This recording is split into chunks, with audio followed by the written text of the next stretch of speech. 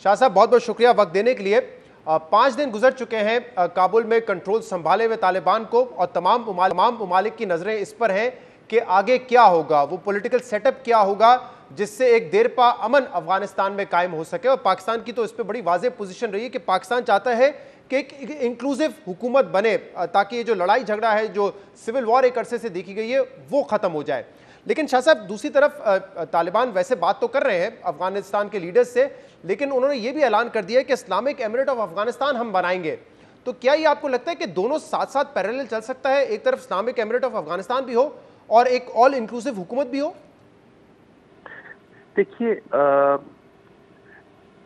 जो अफगानिस्तान का इस्लामी तशख़्ख़ुस है उससे तो कोई इनकार कर नहीं सकता। उस मुल्क की जो आबादी है उसकी वाज़ेह अक्सरियत मुसलमानों की है।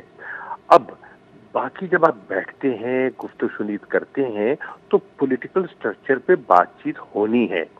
इस वक्त जो एक चीज़ जिसकी सभी कोशिश कर रहे हैं वो यही है कि एक ऐसा इंटरिम अरेंजमेंट हो जाए जिसमें कि सबको सेंस ऑफ पार्टिसिपेशन मिले और इंक्लूसिव इन नेचर हो। आपने देखा कि पिछले दिनों एक नशिस्त हुई जिसमें जो अपना हकानी हैं वो मिले, डॉक्टर अब्दुल्ला से मिले, हामिद करज़ई साहब से मिले, गुलबदीन हिकमत यार से मिले। तो गुफ्तगू शुनीद का आगाज हुआ है। आपने देखा कि पिछले दिनों में इस्लामाबाद में एक अफगान लीडर्स का जो अर्स्ट वाइल नॉर्दर्न अलायंस के लीडर्स थे वो तशरीफ लाए हुए थे, उनसे वज़ीर आज़म की मुलाकात हुई, मेरी भी मुलाकात हुई, और हमने गुफ्तगू यही की कि आगे बढ़ने का बेहतर रास्ता क्या है। देखिए, अफगानिस्तान एक मल्टी एथनिक मुल्क है और उसकी अपनी एक तारीख है। उस तारीख को सामने रखते हुए वो एक डिसेंट्रलाइज स्ट्रक्चर उनका रहा है, और उन सब चीज़ों को सामने रखते हुए गुफ्तगू शुनीद होनी है। तो पहली चीज़ तो ये थी, प्रायोरिटी देखिए ना, पहली प्रायोरिटी, पहली तरजीह सबकी ये होनी चाहिए कि स्मूथ ट्रांजिशन हो जाए, खून खराबा ना हो। दूसरी प्रायोरिटी ये आती है कि जो वहाँ से लोग इनखला चाहते हैं, चाहे वो अपना डिप्लोमेटिक पर्सनल हैं या इंटरनेशनल ऑर्गेनाइजेशन के बाशिंदे हैं, तो उनको पीसफुल वहाँ से एग्जिट मिल जाए। ठीक। और तीसरा ये है कि एक पॉलिटिकल गुफ्तगू शुनीद का आगाज हो।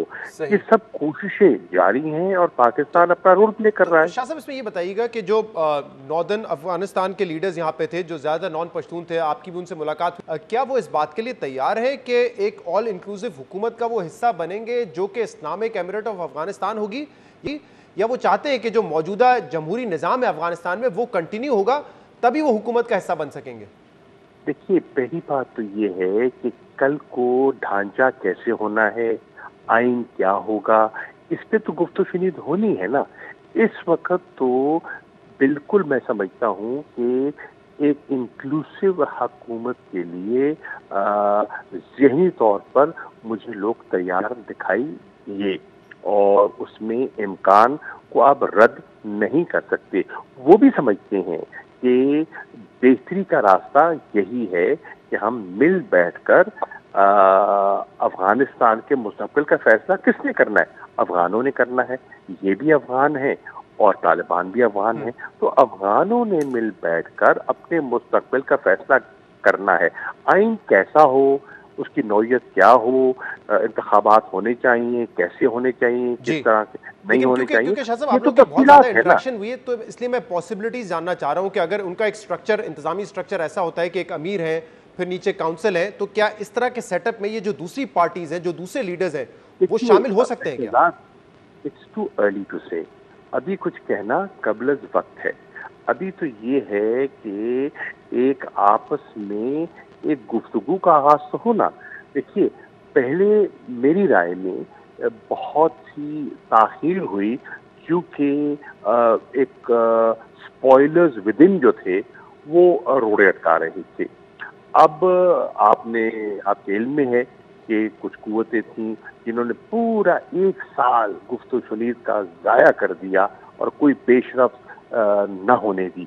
اب اگر وہ میدان سے ایک طرف ہوئے ہیں اور ایک نیا صورتحال جنم لے رہی ہے تو اس نئی صورتحال کو سامنے رکھتے ہوئے اس گفت و شنید کے امکان کو رد نہیں کرنا چاہیے اور اس کو بروئے کار لاتے ہوئے ایک راستہ تلاش کرنا چاہیے. پالیٹکس ہے کیا؟ It is the art of the possible, کہ کیا ممکنات ہیں اور ان ممکنات میں گفت و شنید سے لچک. ہاں، اگر سبھی ضد کر کے اور ایک غیر لچکدار رویہ اپنائیں گے تو پیش رفت نہیں ہوگی. پیش رفت کے لیے لچک کی ضرورت ہے اور میں سمجھتا ہوں کہ دونوں طرف لچک کا مظاہرہ ہونا چاہیے. صحیح. کیونکہ طالبان سے بھی ہماری بات چیت ہوتی رہی ہے. کل پاکستان کے جو سفیر ہیں افغانستان میں ان کی بھی ان سے ملاقات ہوئی ہے، بات چیت ہوئی ہے. تو کیا طالبان بھی آپ کو لگتا ہے کہ 90s والے ہیں یا وہ لچک دکھانے کے لیے تیار ہیں؟ کیا کوئی ایسے جمہوری سیٹ اپ کے لیے آپ کو لگتا ہے کہ وہ اگری کر سکتے ہیں جس میں دوسرے لیڈرز بھی شامل ہوں؟ شہزاد آپ دیکھیں، ابھی تک ذرا آپ دیکھیے، آپ نے بھی ان کی پریس کانفرنس دیکھی ہے، آپ بھی بیانات سن رہے ہیں، میں بھی سن رہا ہوں. ابھی آپ 2-3 بیانات ان کے لیجیے. مثال کے طور پہ انہوں نے ایک بیان دیا ہے کہ ہم اپنی سرزمین کو کسی کے خلاف استعمال نہیں ہونے دیں گے. میں سمجھتا ہوں اچھی بات ہے.